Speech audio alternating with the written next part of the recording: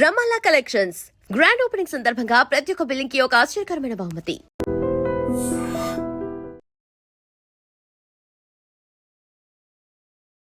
నమస్కారం, welcome to I dream. ధర్మ మార్గం విత్ విజిత కార్యక్రమానికి స్వాగతం.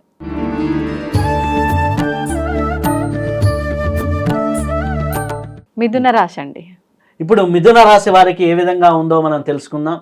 మిథున రాశి వారికి చూసినట్లయితే మృగశిర 3-4 పాదాలు, ఆరుద్ర 1-2-3-4 పాదాలు, పునర్వసు 1-2-3 పాదాలు, వీటిని ఈ 9 పాదాలు అంటే మృగశిర, ఆరుద్ర, పునర్వసు. మృగశిర 3-4, ఆరుద్ర పూర్తిగా ఉంటుంది, పునర్వసు 1-3 పాదాలు కలిపి మిథున రాశి అంటాం.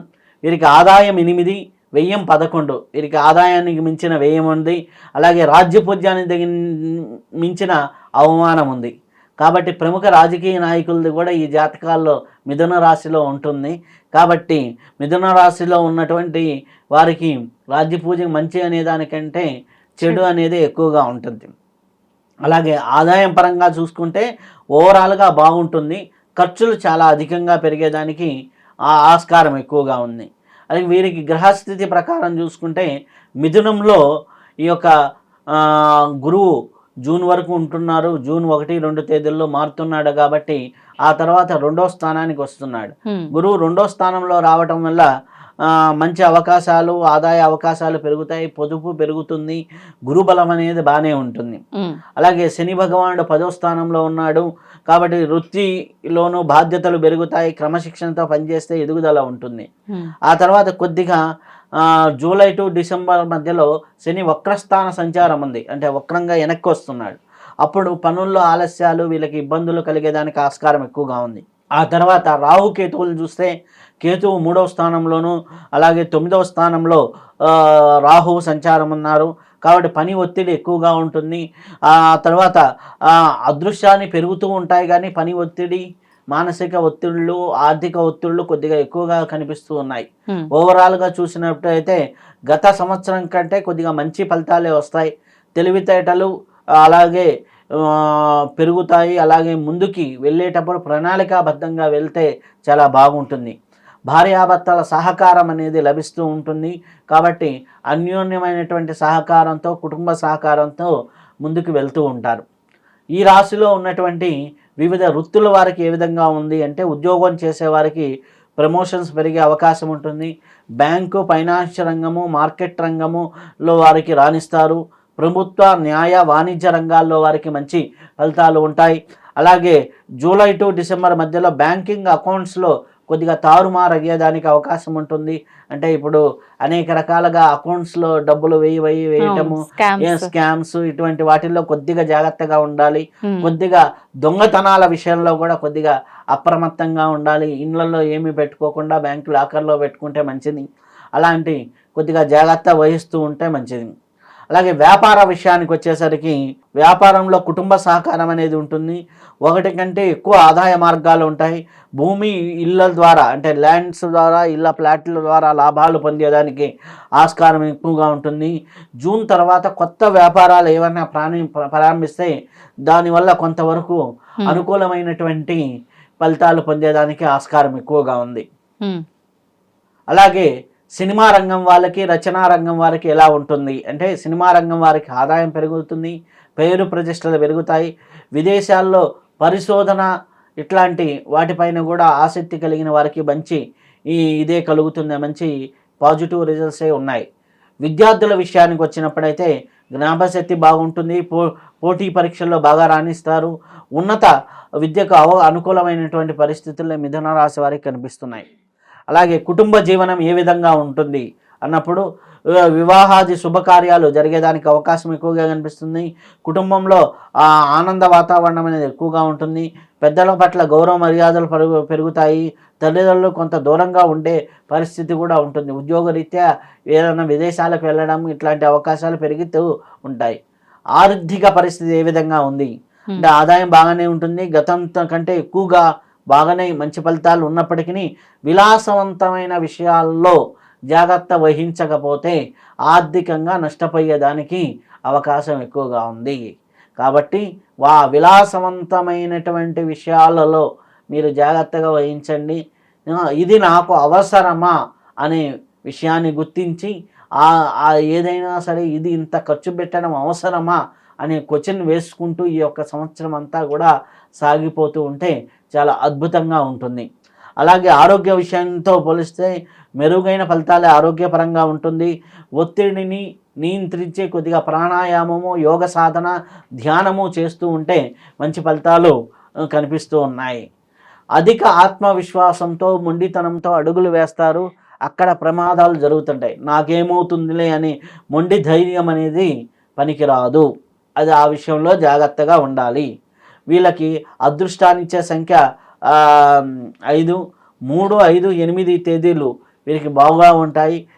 ఆదివారము, బుధవారము, శుక్రవారము, శనివారాలు బాగా కలిసి వస్తూ ఉంటాయి. కాబట్టి ఆ విషయాల్లో కొద్దిగా ఆ తేదీల్లో ఏదైనా పనులు చేసుకుంటున్నా కానీ మంచిగా ఉంటుంది. గురుబలం బాగా ఉంది కాబట్టి యోగకాలం కింద మనం చెప్పవచ్చు. గురుబలం బాగుంది కాబట్టి తెలివి, మాటలో చమత్కారము, అలాగే మాట వాక్కు శుద్ధత ఇవన్నీ పెరుగుతాయి. కానీ దానితో పాటు ఓవర్ కాన్ఫిడెన్స్ పెరిగి నష్టం చేసుకునేదానికి మిథున రాశి వారికి ఆస్కారం ఎక్కువగా ఉంది. వీరు చేసుకోవాల్సినటువంటి రెమెడీస్ ఏంటి అంటే బుధవారం విష్ణు సహస్రనామ పారాయణ చేసుకోవడం, అలాగే పెద్దలకి సేవ చేయడం. ముందర మన కర్మ పోవాలి అంటే మనకి సేవ ద్వారా కర్మ పోతూ ఉంటుంది, సాధన ద్వారా కర్మ పోతూ ఉంటుంది. వీలైనంత వరకు సేవ చేసుకుంటూ మనం వెళ్తూ ఉంటే బాగుంటుంది. అలాగే శివారాధన కూడా చాలా ముఖ్యము. ఇవి చేసుకుంటూ ముందుకు వెళ్తూ ఉంటే చాలా సత్ఫలితాలు పొందేదానికి ఆస్కారం ఎక్కువగా ఉంది. ఇవి గోచార ఫలితాలు. అలాగే గ్రహచారం అంటే మన యొక్క జాతక పరిశీలన కూడా చేసుకొని రెండింటిని మేళవించుకొని మిథున రాశి వారు వారి ఫలితాలను పరిశీలించుకొని చూసుకున్నట్లయితే చాలా మంచి ఫలితాలు పొంది మంచి అద్భుతమైన ఉన్నత స్థితి కలిగి ఆయురారోగ్య ఐశ్వర్యాలు కలిగేదానికి ఆస్కారం ఎక్కువగా ఉంది. మరి కర్కాటక రాశి వారికి పరాభావన సంవత్సరంలో ఎలా ఉందండి? కర్కాటక రాశి వారికి పునర్వసు 4వ పాదము, అలాగే పుష్యమి 1, 2, 4, ఆశ్లేష 1, 2, 4 పాదాలను కలిపి మనం కర్కాటక రాశి అనుకుంటాం. కర్కాటక రాశి వారికి ఆదాయం 2, వ్యయం 11, అలాగే రాజ్యపూజ్యం 4, అవమానం 7. ఓకే, కర్కాటక రాశి వారికి చూసుకుంటే మంచి అనేదానికంటే చెడు ఎక్కువ, అలాగే అవమానం ఆదాయం కంటే వ్యయం ఎక్కువగానే ఉంది. మెల్లగా ఆదాయం పెరుగుతూ ఉంటుంది. నియంత్రణ అవసరం వీరికి. ఎప్పుడు చూసినా కానీ ఎక్కడెక్కడ ఖర్చు పెడుతున్నామనేది నియంత్రణ, సెల్ఫ్ నియంత్రణ అనేది చాలా అవసరం కర్కాటక రాశి వారికి. అలాగే వీరికి బృహస్పతి 12వ స్థానంలో సంచారంలో ఉంటాడు. తర్వాత జూన్ నుంచి వారి యొక్క స్థానంలోకి వస్తూ ఉన్నారు. 2 స్థానాలు అంత మంచివి ఏమి కాదు. గురుబలం అనేది కొద్దిగా తక్కువగానే ఉంది అనేసి చెప్పవచ్చు. ధన లాభం, పేరు ప్రతిష్ట, అభివృద్ధి ఉంటాయి. కానీ అంత దానికి మించిన ఖర్చు కూడా కనిపిస్తూ ఉంది. అలాగే రాహుకేతువులు చూసుకున్నట్లయితే రాహు సింహంలో ఉంటాడు, కేతువు వచ్చేసరికి వీరికి 2వ స్థానంలో కేతువు, 8వ స్థానంలో రాహు ఉంటాడు. కాబట్టి ఖర్చులు పెరుగుతూ ఉంటాయి. కుటుంబం కోసం అనేక విధాలుగా ఖర్చులు చేయాల్సి వస్తూ ఉంటుంది. శని 9వ స్థానం, కష్టం చేస్తేనే తప్పక ఫలితం వస్తూ ఉంటుంది. అంటే కష్టపడితేనే ఫలితం ఉంటుంది. అనుకున్న ప్లాన్లు కొద్దిగా ఆలస్యం అవుతూ ఉంటాయి. బద్ధకము, కొద్దిగా మతి స్థిమితం లేకపోవడం, అంటే మతి స్థిమితం అంటే జ్ఞాపక శక్తి ఇవన్నీ లేకపోవడం అనేది జరుగుతుంది. ఈ సంవత్సరంలో 2వ భాగం అంటే డిసెంబర్ తర్వాత కొద్దిగా రాహుకేతువుల్లో మార్పు వస్తుంది కాబట్టి అప్పటి నుంచి కొద్దిగా బాగుంటుంది. అలాగే ఆత్మవిశ్వాసంతో పనిచేస్తే బాగుంటుంది. అలాగే క్రమశిక్షణ, ముఖ్యంగా వీరికి ఏంటంటే క్రమశిక్షణ అవసరం. అంటే ప్రణాళికాబద్ధంగా ఏది ఎక్కడ ఎలా అనేది క్రమశిక్షణతో ముందుకు వెళ్తూ ఉంటే చాలా మంచి ఫలితాలు రావడం అనేది జరుగుతుంది. ఉద్యోగస్తులకి ఎట్లా ఉంటుంది అంటే మంచి అవకాశాలు కనిపిస్తూ ఉన్నాయి. ఉద్యోగంలో స్థిరత్వం ఉంటుంది. ప్రభుత్వ రంగాల్లో మనం చూసుకున్నట్లయితే వారికి మంచి అవకాశాలు ఉంటాయి. విదేశీ ఉద్యోగ ప్రయత్నాలు చేస్తున్న వారికి చాలా మంచి ఫలితాలు వస్తాయి. ఎందుకంటే వ్యయస్థానంలో గురువు ఉన్నాడు కాబట్టి విదేశీ యానం అనేది 12వ స్థానం సూచిస్తూ ఉంటుంది. కాబట్టి విదేశీ ప్రయాణాలు అనుకున్న వారికి విదేశీ ఉద్యోగాలకి బాగా ఉంటుంది. మంచి పదవులు పొందుతూ ఉంటారు. రాజకీయ నాయకులు మంచి గౌరవం పరమైనటువంటి ఫలితాలు పొందేదానికి అవకాశం ఎక్కువగా ఉంది. వ్యాపార రంగంలో, ముఖ్యంగా వ్యాపార రంగం ఆదాయంగానే ఉంటుంది. కొన్ని లాభాలు వస్తున్నప్పటికీ మీరు చేస్తున్నటువంటి ఎగుమతి దిగుమతుల్లో కొన్ని ట్రాన్సాక్షన్స్ కొన్ని ఇబ్బందులు పెట్టేదానికి అవకాశం ఎక్కువగా ఉంటుంది. హోటల్స్, క్యాటరింగు, అలాగే ఆహార వ్యాపారాలు, ఫార్మసీ, వైద్య రంగము, ట్రేడింగ్ రంగంలో ఉన్న సర్వీస్ రంగాల్లో ఉండే వాళ్ళకి అనుకూలంగా ఉంటుంది.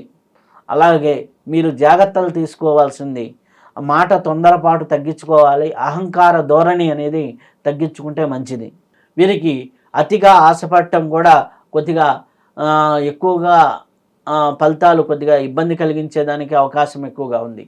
అలాగే విదేశీ యోగాలు చూసినవి, విదేశీ విద్య కానీ, విదేశీ ఉద్యోగం కానీ, దూర ప్రాంతాల ప్రయాణాలు కానీ అన్నీ కూడా అనుకూలమైనటువంటి ఫలితాలే కనిపిస్తున్నాయి.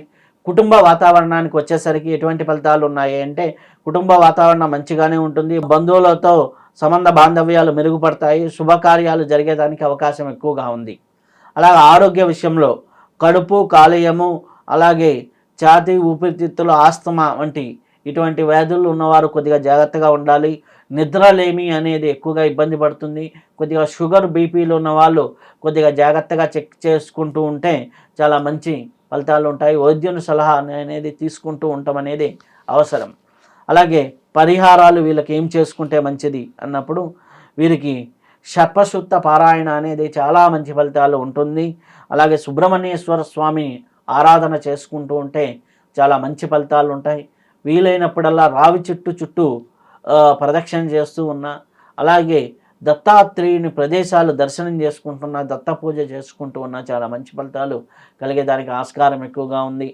ఈ రెమెడీలు పాటిస్తూ ఉండండి. అలాగే జాతకాన్ని పరిశీలన కూడా చేయించుకొని ఆ జాతక ఫలితాన్ని దీన్ని మేళవించుకోండి. ముఖ్యంగా వీరికి అదృష్టాన్ని ఇచ్చే సంఖ్యలు 2గా మనకి ఈ సంవత్సరం చెప్పబడుతుంది. శుభాన్ని ఇచ్చేటటువంటిది 11, 7 ఇటువంటి తేదీల్లో ఏదైనా పనులు చేస్తే బాగుంటుంది. సోమవారం, గురువారం బాగా కలిసి వస్తూ ఉంటుంది. ఎదుగుదల ఉండే సంవత్సరం ఇది. వ్యాపారంలో మంచి లాభాలు వచ్చే సంవత్సరం. కానీ అజాగ్రత్తతో నాశనం చేసుకునే సంవత్సరం కూడా. అంటే అజాగ్రత్త లేకుండా ముందుకు వెళ్తే జాగ్రత్త తీసుకోకపోతే చాలా ఇబ్బందులు పడే సంవత్సరంగా కూడా చెప్పబడుతుంది. ఓ పక్క జాగ్రత్త తీసుకుంటూ ముందుకు వెళ్తే మటుకు మీకు చాలా అదృష్టాన్ని ఇస్తూ ఉంటుంది. కాబట్టి ఈ సంవత్సరం అన్ని విధాలుగా బాగుందని ఆశిస్తూ మీ అందరికీ ఆయురారోగ్య ఐశ్వర్యాలు పెరగాలని కోరుకుంటున్నాను. తవ్వుతూనే శివలింగం. సరే దాన్ని అట్లా కప్పేసేయండి, చూపించదండి. Krishna is there. మూర్తి పూజ కాదు, సాక్షాత్ బ్రజేంద్ర నందన భగవాన్ ఉన్నారు మూర్తిలో. ఏమీ ఆశించకుండా ఆరాధించే వాళ్ళు కూడా ఉన్నారా ప్రభుజీ? నిజమైన భక్తి అంటే మనకు తెలియదు కాబట్టి